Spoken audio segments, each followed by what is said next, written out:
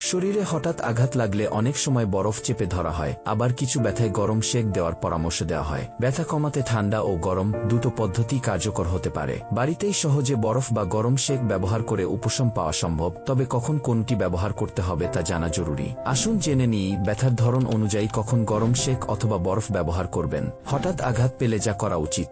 আঘাত পাওয়ার পর প্রথম 24 ঘন্টায় বরফ ব্যবহার করা সবচেয়ে কার্যকর। চূর্ণ বরফ কাপড়ে পেঁচিয়ে আঘাত স্থানে 10 মিনিট ধরে চেপে ধরুন। 1-2 ঘন্টা পরপর এভাবে প্রয়োগ করুন। চূর্ণ বরফ না পেলে বরফের কিউবও ব্যবহার করা যায়। আঘাতের জায়গাটি নাড়াচাড়া না করে উঁচু করে রাখুন। ব্যথা বেশি হলে ব্যথানাশক ও চিকিৎসকের পরামর্শ নিতে হবে। ব্যথা কমে গেলে এবং রক্তপাত না থাকলে ধীরে ধীরে নাড়াচাড়া শুরু করুন এবং প্রয়োজন হলে হালকা গরম সেক দিন।